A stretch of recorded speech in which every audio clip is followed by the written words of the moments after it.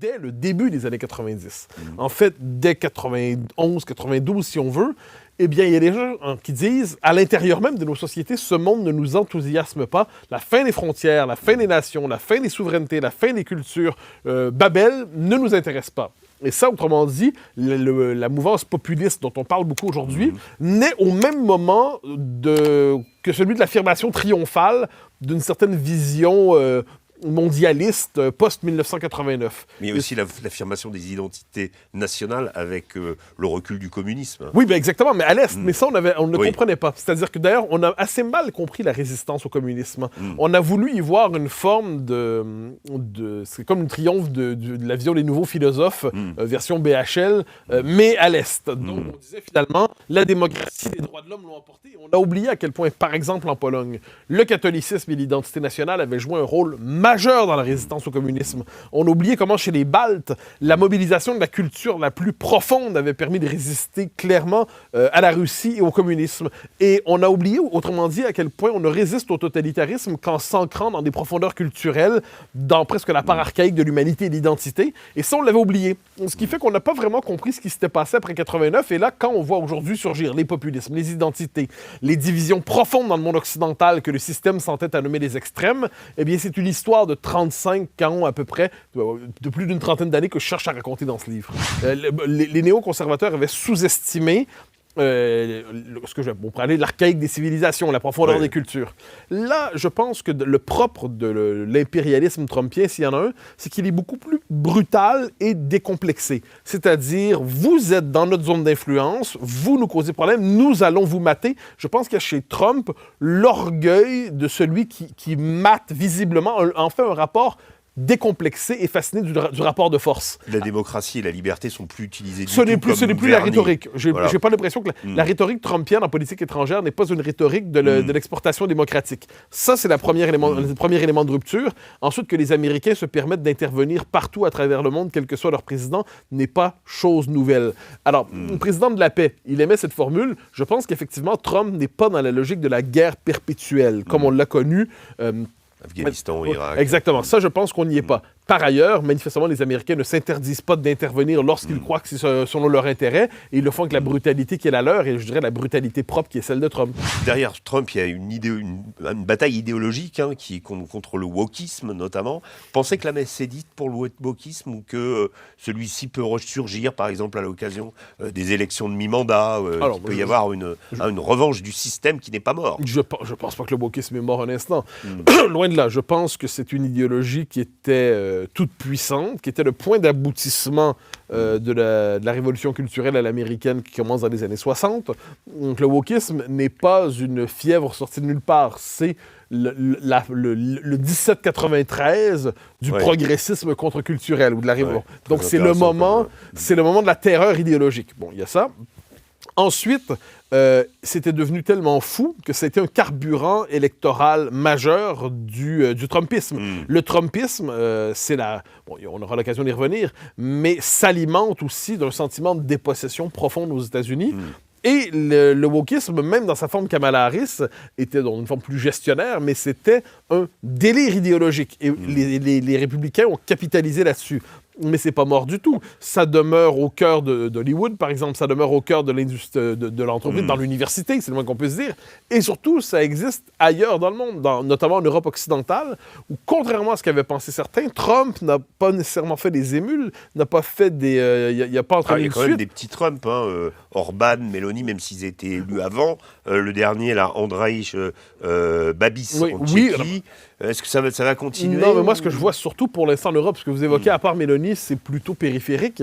Ce que je vois, moi, surtout, c'est l'Union européenne qui se radicalise. C'est la classe politique française, c'est Keir Starmer, c'est en Allemagne aussi, quoi qu'on en dise, c'est en Grande-Bretagne et en Irlande. Donc, il y a une forme d'hyper-wokisme par anti-trumpisme qui se manifeste. J'ai à l'esprit la décision de Mme von der Leyen, pas spécialement la Commission européenne, qui veut imposer la possibilité de la transition sociale de genre pour les enfants et qui veut sanctionner les États qui ne l'autoriseraient pas. Je pense aussi à la police politique en Grande-Bretagne aujourd'hui, qui est un vrai problème. Vous avez fait un tweet il y a 6 mois, 2 ans, eh bien, la police peut cogner chez vous à 6 heures du matin pour savoir c'était quoi exactement le sens de ce tweet. Donc ça, je pense... Et aux États-Unis même, alors aujourd'hui, c'est jour d'enregistrement, j'ignore quel sera le résultat, même si on peut le supposer. Mamdani, à New York, c'est un parti démocrate qui est tout le contraire, en fait, d'un parti démocrate qui chercherait à se recentrer. Il assume une polarisation à gauche, avec Mamdani, qui, lui, est un wokiste intégral. Le choc avec la Russie aujourd'hui est intégral. Moi, je pense qu'il y a 2 dimensions dans le rapport à la Russie aujourd'hui. Moi, je ne suis pas de ceux qui disent que la menace russe est inexistante. Loin de là. Elle est très réelle, mais je constate au même moment qu'en Occident, elle est instrumentalisée par notre nomenclatura d'aujourd'hui pour dire, un instant, c'est pour créer une forme de patriotisme européiste sur le mode de l'accélération fédérale de la construction européenne. On traite tous ceux qui ne sont pas dans le néo-conservatisme d'Europe occidentale, on les traite de mousquetaires comme on le faisait jadis. Et me semble-t-il que dans tout cela, l'instrumentalisation de la menace russe m'inquiète beaucoup. Parce qu'autant, comme je le dis, c'est une menace réelle, la Russie, historiquement, est un empire qui tolère assez mal que ses voisins ne consentent pas leur vassalisation par elle. Bon, ça. De l'autre côté, je pense que l'Europe occidentale a trouvé dans la Russie l'ennemi idéal pour chercher quelquefois à mater des oppositions intérieures qui ne sont pas tous des traîtres, à ce que j'en sais.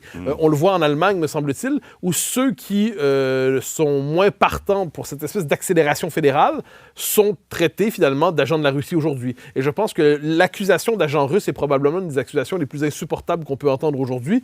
Je vais vous donner un autre exemple. Quand j'entends qu'en 2027, pour la prochaine présidentielle française, j'entends une partie de l'extrême centre nous dire si les populistes progressent en France, eh bien, ça va être à cause de la Russie.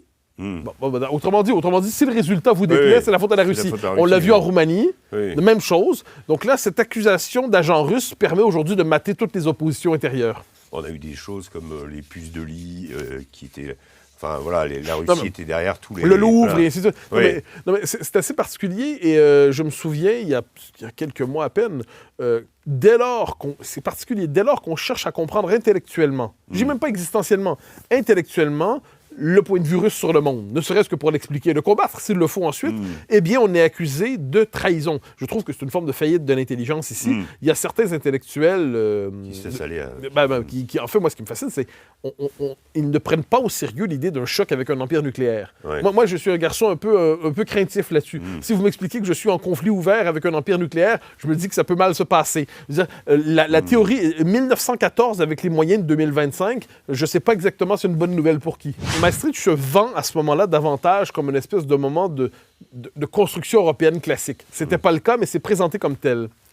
Ensuite, il y a une accélération, et on la voit surtout aujourd'hui, et je pense qu'il y a une séquence propre à Mme von der Leyen aujourd'hui, qui veut accélérer la fédéralisation, accélérer le fait que l'Union européenne devienne un pouvoir direct avec les Européens.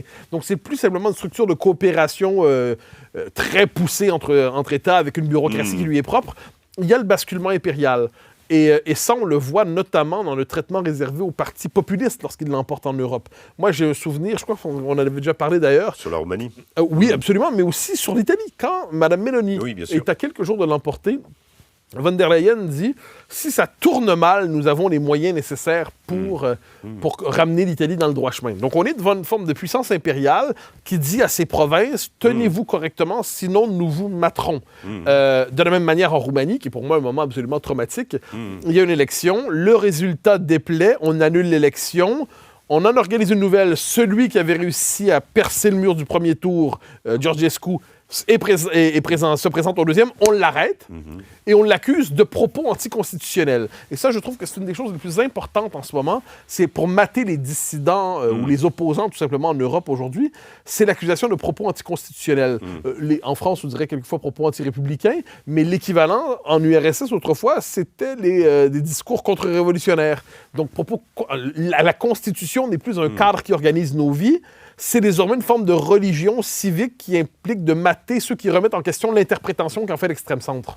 Je pense que l'eurocratie, la nomenclature européenne ou européiste est dans un désir explicite d'une souveraineté européenne qui transcenderait une fois pour toutes les nations. Alors, ce qui est très particulier dans ce cas-là, dans le cas de Mme Kallas, c'est je comprends. Si j'étais dans... Si j'avais son parcours identitaire propre, je me méfierais de la Russie, sans le moindre doute. Un Balte qui ne se méfie pas de la Russie est un individu aberrant. Ensuite, on sent qu'il y a une espèce d'esprit... qui soit revanchard, j'en sais rien, mais peut-être un peu revanchard, mais il y a aussi dans l'esprit de gens qui sont à la tête de petits pays à l'origine, des petits pays qui ne pèsent pas beaucoup géopolitiquement. Ben, l'Europe, c'est l'occasion, enfin, d'avoir l'impression d'avoir des gros muscles lorsqu'ils exercent des responsabilités. Et c'est comme si l'Union européenne créait les conditions d'un hubris psychologique chez ceux qui rejoignent sa classe dirigeante, qui est une classe en apesanteur, qui n'est plus responsable envers des pays en particulier. Et de ce point de vue, si je peux me pousser plus loin la comparaison que je fais, ce que j'appelle l'ERSS, comme d'autres, je ne suis pas le seul à l'avoir dit, on le voit par exemple qu'il y a un peu l'équivalent de la doctrine Brejnev aujourd'hui. Donc, la doctrine Brejnev des temps présents, c'est vous devez rester dans l'Alliance Atlantique, vous devez rester dans ce qu'ils appellent l'état de droit aujourd'hui, vous devez rester dans le cadre européiste tel qu'il se pense, et si vous vous en éloignez, vous quittez dès lors les paramètres de l'expérience idéologique européenne, et on peut vous mater. Donc, on ne mate pas comme hier, on n'envoie pas des troupes, on n'envoie pas des troupes de Moscou, mais on mate de l'intérieur et on traite ceux qui s'y opposent comme des parias en se permettant d'aller de plus en plus loin dans leur répression juridique et pas que. Quand l'Union européenne se présente aujourd'hui comme l'horizon indépassable de notre temps, pour les partis populistes qui arrivent au pouvoir, c'est comme s'il y avait une forme de...